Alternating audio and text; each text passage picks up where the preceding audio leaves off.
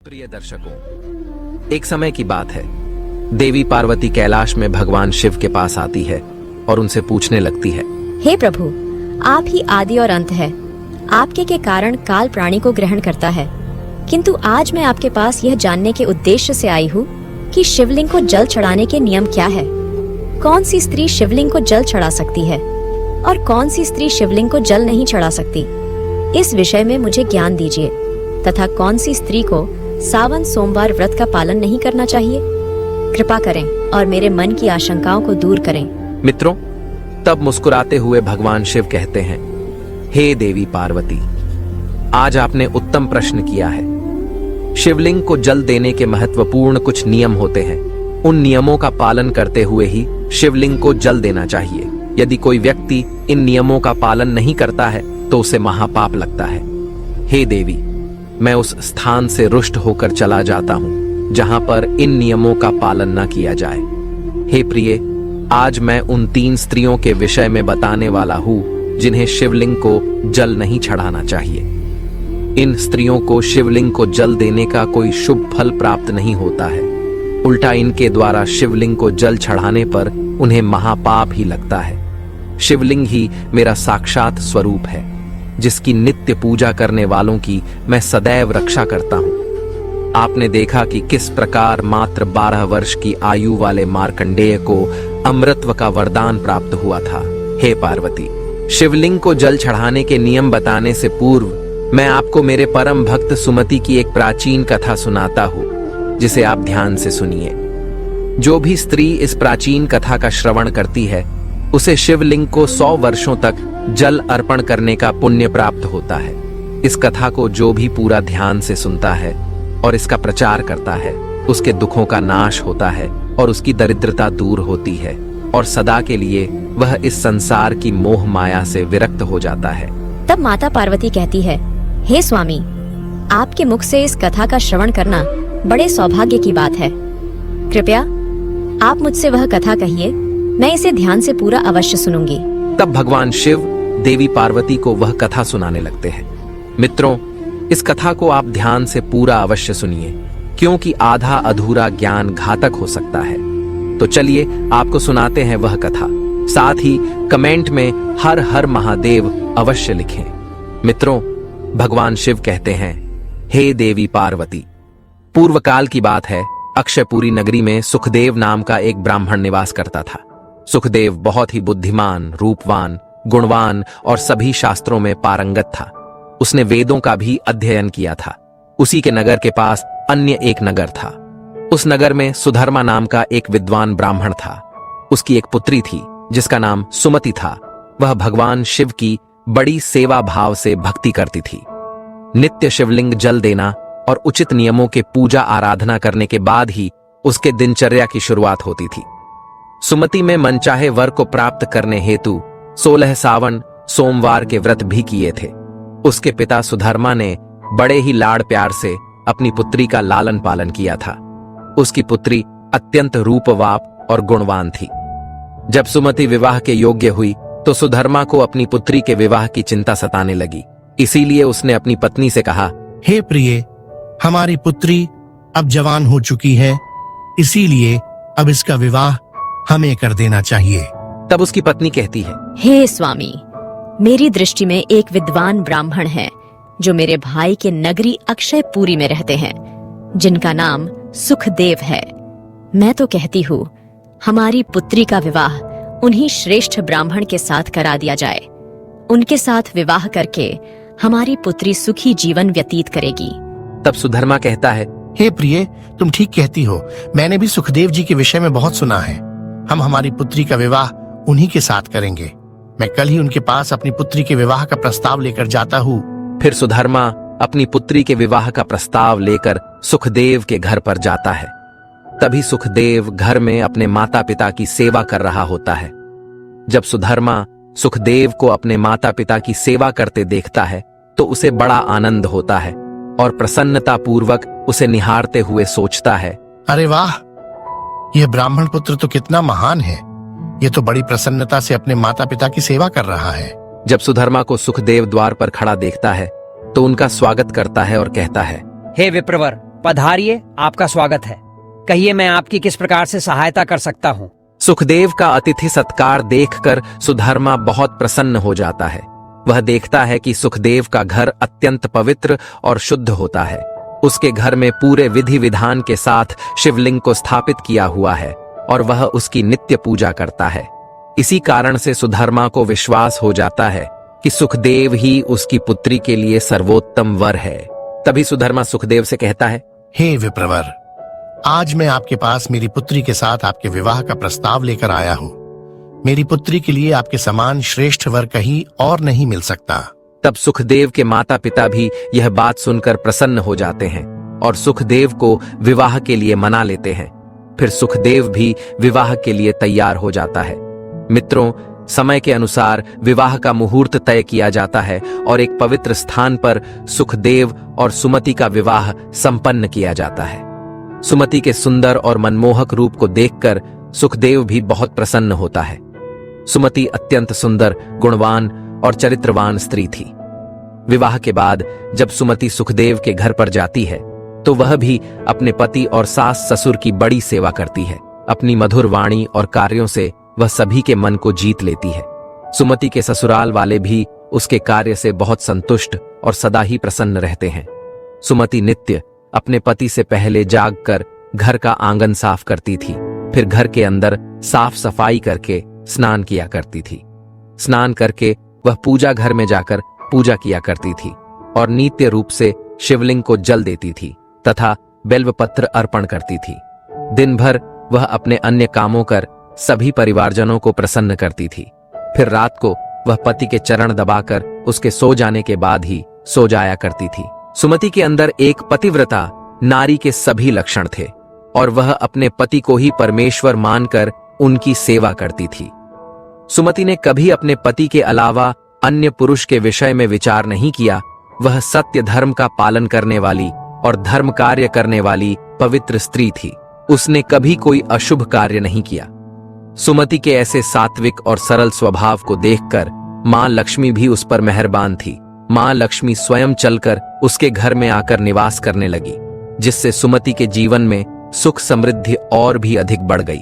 मित्रों, भगवान शिव कहते हैं, हे देवी पार्वती, धन की देवी लक्ष्मी उन्हीं स्त्रियों पर अपनी कृपा दृष्टि बनाए रखती है जो पतिव्रता होती है और जो सत्य धर्म का पालन करती है। सुमति के अंदर वे सभी लक्षण थे जो एक श्रेष्ठ पतिव्रता नारी के अंदर होने चाहिए। लेकिन आगे मैं तुम्हें बताऊंगा कि सुमति की एक भूल के कारण उसका पूरा परिवार दुखों के बादलों में डूब गया और उसके जीवन में केवल क्लेश, अशांति और दुख ही आने लगे। हे पार्वती, फिर एक दिन की बात है जिसके अगले सुबह श्रावण मास आरंभ होने वाला था और संजोग से उस दिन अमावस्या भी थी। तभी सुमति ने दोपहर के भोजन में कोशिम्बीर बनाई थी, जिसमें कि कई अधिक मात्रा में प्याज, गोभी और अन्य सब्जियों को दही के साथ मिलाकर बनाया था और स्वाद को बढ़ाने हेतु सेंधे नमक का भी उपयोग उसने किया था। तब सुमति और उसका पारिवर संध्या पूर्व भोजन कर रात्रि में सो गए। किंतु सुमति ने जो कोशिम्बीर बनाई थी वह काफी स्वादिष्ट बनाई और सभी के भोजन पश्चात उसमें से थोड़ी बच भी गई थी। जब अगली सुबह सुखदेव और सुमति जल्दी सुबह उठे तो उन्हें रात की बनाई हुई कोशिम्बीर बहुत पसंद आई थी और उन दोनों ने उसे खा लिया। मित्रों, कहते हैं कि प्याज के अधिक सेवन करने से मनुष्य की कामुकता बढ़ जाती है। अब उन दोनों के साथ यही हुआ। सुमति का पति अत्यंत कामातुर होकर सुबह स्नान करने के पश्चात सुमति के पास आया और उसने सुमति के साथ शारीरिक संबंध स्थापित किया, जिससे सुमति का शरीर अपवित्र हो गया। लेकिन सुमति का मन भी काम के प्रभाव में ही था, इसीलिए वह भी अपने नित्य नियम को भूल गई और उसने पति के साथ संबंध बनाने के बाद बिना स्नान किए ही शिवलिंग को स्पर्श किया और जल चढ़ा दिया, जिससे सुमति के शरीर में महामोह ने प्रवेश कर लिया, जिस कारण से सुमति के सारे इंद्रिय तिलमिला उठे। सुमति के शरीर में महामोह ने प्रवेश करते ही भगवान शिव क्रोधित होकर वहां से चले गए तथा इस अपवित्र अवस्था को देख शिव जी अपने ही भक्त से रुष्ट होकर वहां से चले जाते हैं। तब से सुमति के शरीर में निवास कर रहे उस महामोह ने उसे सभी धार्मिक कार्यों से वंचित कर दिया तथा उसने अपने सभी श्रावण सोमवार व्रतों के पुण्य को नष्ट कर दिया। उन दोनों ने अनजाने में लहसुन प्याज का सेवन किया तथा सोमवार के व्रत के दौरान सुमति ने सेंधे नमक का उपयोग अपने भोजन में किया, जिस कारण से उसका व्रत भी विफल हो गया। जिस व्रतों को करने से मनुष्य को महापुण्य की प्राप्ति होती है, वहीं सुमति अपने अनजान दुष्कर्मों से पाप की भागी बनती जा रही थी। महामोह के शरीर में वास होने के कारण सुमति की मति भ्रष्ट हो जाती है तथा इसका विपरीत प्रभाव सुमति के पति पर भी पड़ा और वह भी सदा कामातुर होकर सुमति के साथ भोग विलास करने लगा। उसका मन सदैव ही काम वासना में लगा रहता था। फिर एक दिन सुमति के पति ने तो सभी सीमाओं का उल्लंघन किया और सुमति के मासिक धर्म के दौरान ही उसके साथ संबंध स्थापित किया, जिससे सुमति के शरीर में निवास कर रहा ब्रह्म हत्या का पाप उसके पति के शरीर में प्रवेश कर गया। हे देवी, जब स्त्री मासिक धर्म से होती है तो उसके शरीर में 3 दिनों तक ब्रह्म हत्या का पाप निवास करता है, क्योंकि ब्रह्मदेव ने इंद्र के शरीर से ब्रह्म हत्या का पाप निकालकर वृक्ष, जल, अग्नि और अप्सराओं को ग्रहण करने के लिए कहा था। उसी समय से स्त्रियों के शरीर में मासिक धर्म के दौरान ब्रह्म हत्या का पाप निवास करता है और जो भी पुरुष मासिक धर्म के दौरान स्त्री को स्पर्श करता है अथवा उसके साथ संबंध बनाता है तो यह पाप उसके शरीर में प्रवेश कर जाता है। वही ब्रह्म हत्या का पाप सुमति के पति के शरीर के अंदर प्रवेश कर गया और वह जमीन पर गिर पड़ा। उसे तुरंत ही कुष्ठ रोग हो गया। उसका अंग अंग जलने लगा, उसके शरीर पर छाले पड़ गए, उसके पूरे शरीर से रक्त और पू की बदबू आने लगी और वह दर्द से चीखने चिल्लाने लगा। हाय, ये मुझसे क्या अपराध हो गया? मेरे द्वारा यह कैसा भयंकर पाप हो गया है? मैंने सब कुछ जानते हुए भी महापाप किया है। हे भोलेनाथ, अब मेरी रक्षा कौन करेगा? तभी सुमति की सास तुरंत उस स्थान पर आ गई तो उसने देखा कि उसका पुत्र कुष्ठ रोग से ग्रसित होकर जमीन पर पड़ा है। वह क्रोध में आकर सुमति से कहने लगी, अरे उल्टा, अरे पापिनी, तूने ये क्या कर डाला? अपने ही पति का धर्म भ्रष्ट कर डाला। तूने उसके साथ मासिक पीड़ा में क्यों संबंध बनाया? अपने पति की ऐसी हालत देखकर सुमति बहुत घबरा गई और जोर जोर से रोने लगी और कहा, हे सासू माँ, मुझे क्षमा करो, मुझसे बहुत बड़ा अपराध हो गया है। काम के वशीभूत होकर मेरे द्वारा यह अपराध हो गया है। तब सुमति की सास ने कहा, हे पापिनी, तू इस घर से अभी चली जा। तुझ जैसी कुलटा स्त्री को इस घर में नहीं रहना चाहिए। तूने मेरे बेटे के जीवन को नरक बना दिया है और पता नहीं आगे और क्या क्या करेगी। सुमति कहती है, हे सासू माँ, मैं कहाँ जाऊँ? मेरे पति के अलावा मेरा कोई नहीं है। मैं उन्हें छोड़कर जीवित नहीं रह सकती। तू कहीं भी जाकर मर जा, लेकिन अब तू इस घर में निवास नहीं कर सकती। इतना कहकर सुमति की सास ने उसे धक्के मारकर घर से निकाल दिया। फिर सुमति दुखी होकर घर से निकल गई। उसे अपनी भूल पर बड़ा पछतावा होने लगा। उसे कुछ भी समझ में नहीं आ रहा था कि वह क्या करे। तब सुमति चलते चलते एक वन में जाती है। उसी वन में एक शिव मठ होता है। तब वह उस मठ पर सहायता मांगने के लिए जाती है तो वहां पर कोई नहीं होता है। सुमति उसी मठ पर जाकर बैठ जाती है और अपने दोष के विषय में सोचते हुए दुखी होने लगती है। फिर कुछ समय के बाद एक साधु उस आश्रम पर आते हैं जो कि मठ के पुजारी होते हैं। जब वे साधु एक स्त्री को अपने मठ पर दुखी बैठा हुआ देखते हैं तो आश्चर्यचकित हो जाते हैं और पास जाकर उस स्त्री से पूछने लगते हैं, हे कल्याणी, तुम कौन हो और किस कारण से इस स्थान पर अकेले बैठी हो? तुम्हारे दुख का क्या कारण है? कोई गुप्त बात ना हो तो अवश्य बताओ, शायद मैं तुम्हारी कोई मदद कर सकूं। तब सुमति कहती है, हे मुनिवर, मेरा नाम सुमति है। मेरे द्वारा घोर पाप हो गया था। उसी कारण से मैं अपने परिवार से बिछड़कर इस स्थान पर आई हूँ। तब साधु कहते हैं, हे देवी, यह क्या कह रही हो तुम? तुमने कौन सा पाप किया है? मुझे विस्तार से बताओ। मैं तुम्हारी कोई सहायता कर सकूं तो प्रयत्न अवश्य करूंगा। सुमति कहती है, हे मुनिवर, मेरे द्वारा घोर पाप हो गया है। मासिक धर्म के दौरान मैंने पति के साथ संबंध बनाया था। इसी कारण से मेरे पति कुष्ठ रोग से ग्रस्त हो गए और दुख भोग रहे हैं। फिर साधु कहते हैं, बेटी, तुम चिंता मत करो। तुम्हारे द्वारा जो पाप हुआ है उसका प्रायश्चित करो, तुम्हें पाप से मुक्ति मिल जाएगी। तुम इस मठ में रहकर भगवान शिव शंकर की पूजा करो। शिवलिंग को नित्य जल दो और बेलपत्र अर्पण करो। यही तो पूरे संसार के पिता है। जो भी इनके शरण में आता है उसका उद्धार निश्चित ही होता है, और तुम्हारा पति भी जल्दी ही ठीक हो जाएगा। फिर वह सुमति वहीं पर उसी शिव मठ में रहकर भगवान शिव और शिवलिंग की नित्य पूजा करने लगती है। रोज स्नान करके वह ब्रह्मचर्य का पालन करते हुए शिवलिंग को जल चढ़ाती है और शिवलिंग पर बेलपत्र अर्पण करती है तथा भगवान शिव को मिष्ठान्न भोग लगाती है तथा उस मठ में मौजूद सभी गायों को चारा डालती है, उनकी सेवा करती है। दिन भर वही मठ के मंदिर में भगवान शिव की मूर्ति के आगे बैठकर भगवान शिव जी की भक्ति करने लगती है, उनकी स्तुति करती है और फिर से अपने पति के मंगल होने के लिए 16 सोमवार का व्रत भी करती है। इस प्रकार से 1 वर्ष बीत जाता है, किंतु वहीं दूसरी ओर भगवान शिव भी उसकी परीक्षा ले रहे होते हैं। अब अगला श्रावण मास प्रारंभ होता है। तब साधु महाराज कहते है, हे पुत्री, तुम इस श्रावण मास में निरंकार सभी सोमवारों का व्रत करो, शिव जी का ही सदैव ध्यान करो और याद रहे कि कोई भूल ना हो। अब मैं तुम्हें सावन सोमवार व्रत के विषय में विस्तार से बताता हूं, तुम इसे ध्यान से सुनो। किसी भी स्त्री या पुरुष को सावन माह में किसी भी प्रकार के तामसिक पदार्थों का सेवन नहीं करना चाहिए। परहेज की हुई किसी भी वस्तु का सेवन नहीं करना चाहिए। हे पुत्री, शिवलिंग पर भूल से भी केतकी पुष्प, तुलसी पत्र को अर्पण नहीं करना चाहिए और ना ही शिव जी की पूजा में शंख का उपयोग करना चाहिए।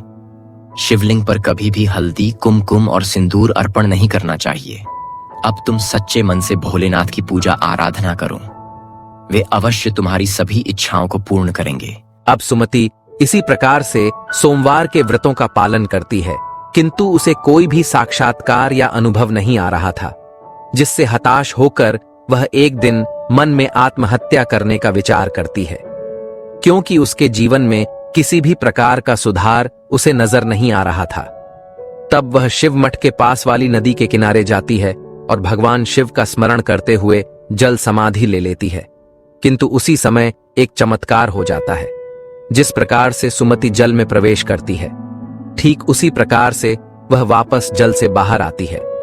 जब वह अपनी आंखें खोलती है तो उसके सामने स्वयं भगवान शिव प्रकट हो जाते हैं। मित्रों, भगवान शिव सुमति की दृढ़ निष्ठा और भक्ति से अत्यंत प्रसन्न हो जाते हैं और सुमति को साक्षात दर्शन देते हैं। भगवान शिव को साक्षात अपने सामने खड़ा देखकर सुमति उन्हें बारंबार प्रणाम करने लगती है, उनकी स्तुति करने लगती है। तब भगवान शिव सुमति से कहते हैं, हे पुत्री, तुमने बड़ी ही श्रद्धा से और भक्ति भाव से मेरी आराधना की है, इसीलिए अब मैं तुम पर प्रसन्न हूँ। कहो तुम्हारी क्या कामना है? तब सुमति कहती है, हे प्रभु, कृपया मुझे बताइए, मेरे किस दोष के कारण मेरे अंदर काम का वास हो गया, जिस कारण से मेरे द्वारा घोर पाप हुआ और मेरे पति को कुष्ठ रोग हो गया। भगवान शिव कहते हैं, हे पुत्री, अब तुम ध्यान से सुनो। तुम्हारे द्वारा अनजाने में ही एक पाप हुआ था, जिस कारण से तुम्हारे अंदर महामोह ने प्रवेश कर लिया था। एक दिन सावन माह में तामसिक पदार्थ का सेवन करके तुमने अपने पति के साथ संबंध बनाने के बाद बिना स्नान किए ही शिवलिंग स्पर्श करते हुए जल दिया था। पति पत्नी जब रति क्रिया करते हैं तो उनका शरीर अपवित्र हो जाता है और ऐसी अवस्था में शिवलिंग को कभी स्पर्श नहीं करना चाहिए। शिवलिंग मेरा ही पूर्ण अंश अवतार है। तुमने अपवित्र अवस्था में ही शिवलिंग को जल अर्पण किया था, जिस कारण से मैंने तुम्हारे घर का त्याग किया और फिर महामोह ने तुम्हारे अंदर प्रवेश कर लिया। उसी महामोह के कारण तुम्हारे और तुम्हारे पति के अंदर काम का प्रभाव अधिक बढ़ गया और मासिक धर्म के दौरान स्त्री के साथ संसर्ग होने के कारण तुम्हारे पति को कुष्ठ रोग हो गया था। वह सुमति कहती है, हे प्रभु, अनजाने में मुझसे यह बड़ा पाप हो गया था, अब इस पाप का क्या प्रायश्चित है? भगवान शिव कहते हैं, हे सुमति, इस पाप का प्रायश्चित तुमने 1 वर्ष तक ब्रह्मचर्य व्रत का पालन करके कर लिया है और 16 सोमवार का निरंकार व्रत भी किया, इसीलिए अब तुम पापों से मुक्त हो। सुमति कहती है, हे प्रभु, कृपया मुझे बताइए, किस अवस्था में शिवलिंग को जल नहीं चढ़ाना चाहिए और शिवलिंग पर जल चढ़ाने के क्या नियम हैं? तब भगवान शिव कहते हैं, हे पुत्री, अब मैं तुम्हें शिवलिंग को जल देने के नियम बताता हूँ, तुम इसे ध्यान से सुनो।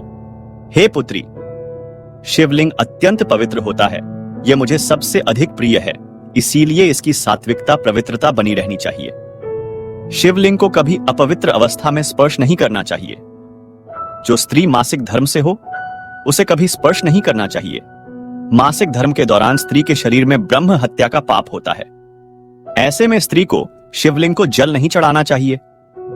किसी भी स्त्री और पुरुष को संबंध बनाने के बाद शिवलिंग को स्पर्श नहीं करना चाहिए और ना ही इसे जल चढ़ाना चाहिए।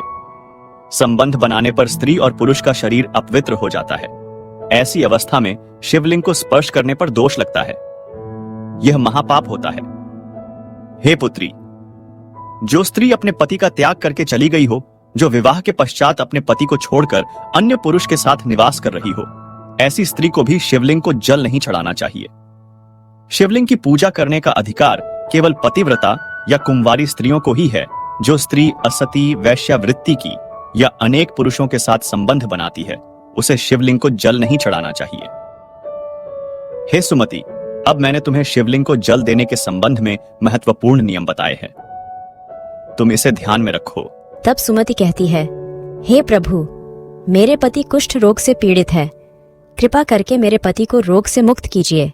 तब शिव जी कहते हैं, हे पुत्री, तुमने इस शिवलिंग की 1 वर्ष तक पूजा की है और नित्य बेलपत्र अर्पण किए हैं। वृक्षों में बेलपत्र मुझे सबसे प्रिय है। शिवलिंग पर तुमने जो बेलपत्र अर्पण किए थे, तुम इसके पत्ते ले जाकर अपने पति को गुप्त रूप से खिला दो। वह रोग और पापों से मुक्त हो जाएगा। इतना कहकर भगवान शिव अंतर्ध्यान हो जाते हैं। यह सुनकर सुमति बहुत प्रसन्न हो जाती है और भगवान शिव को बारंबार प्रणाम करके धन्यवाद देती है। फिर सुमति उस शिवलिंग पर अर्पित बेलपत्र के कुछ पत्ते उठाकर घर पर जाती है और अपने कोढ़ी पति को खिला देती है। शिवलिंग के पत्ते खाते ही उसका पति एकदम से स्वस्थ हो जाता है और सुमति को गले से लगा लेता है। सुमति की सास भी जब यह चमत्कार देखती है तो वह बड़ी प्रसन्न हो जाती है और फिर वे सभी प्रसन्नता से रहने लगते हैं। मित्रों, भगवान शिव कहते हैं, हे देवी पार्वती, इसीलिए इन अवस्थाओं में स्त्रियों को शिवलिंग को जल नहीं चढ़ाना चाहिए और ना ही शिवलिंग को स्पर्श करना चाहिए, अन्यथा इसके अशुभ परिणाम भोगने पड़ते हैं, जैसा सुमति के साथ हुआ था। प्रिय दर्शकों, अब हम जानते हैं शिवलिंग से जुड़े कुछ महत्वपूर्ण नियम। क्या आप जानते हैं, भगवान शिव जी की पूजा में यह 3 चीजें उपयोग करना वर्जित है। आपको पुण्य की जगह पाप मिलेगा। तो चलिए जान लेते हैं कौन सी है वह 3 चीजें। सबसे पहले है तुलसी के पत्ते। जी हाँ दोस्तों, तुलसी माता लक्ष्मी का रूप है और माता लक्ष्मी भगवान श्री हरि विष्णु जी की पत्नी, इसलिए तुलसी के पत्ते कभी भी शिवलिंग पर चढ़ाना चाहिए। दूसरा है शंख। शिव जी ने शंखचूड़ नाम के दैत्य का वध किया था और उसी के हड्डियों से शंख की निर्मिति हुए है। तीसरा है केतकी का फूल। पुराणों के अनुसार भगवान विष्णु और ब्रह्मा जी के विवाद में केतकी के फूलों ने ब्रह्मा जी के झुंड में साथ दिया था। भगवान शिव इस विवाद में निर्णायक की भूमिका में थे। शिव जी ने केतकी का झूठ पकड़ लिया और उसे श्राप दिया कि उसका उपयोग उनकी पूजा में नहीं किया जाएगा। भगवान शिव जी पीले और सफेद कनेर के फूल पसंद होते हैं। आप उन्हें जरूर अर्पित करें। धतूरे के फल और फूल भी अर्पित कर सकते हैं। साथ ही दूध चंदन से लेप चढ़ाना भी शुभ माना जाता है। पुराणों में शिवलिंग को ही ब्रह्मांड का केंद्र माना गया है। इस केंद्र से समस्त ब्रह्मांड को ऊर्जा प्राप्त होती है। शिवलिंग से ही इस ब्रह्मांड की उत्पत्ति हुई है, इसीलिए शिवलिंग को ऊर्जा का केंद्र माना गया है। इसके पास कोई भी ऐसी वस्तु नहीं रखनी चाहिए जिससे शिवलिंग से निकलने वाली ऊर्जा नकारात्मकता में परिवर्तित न हो।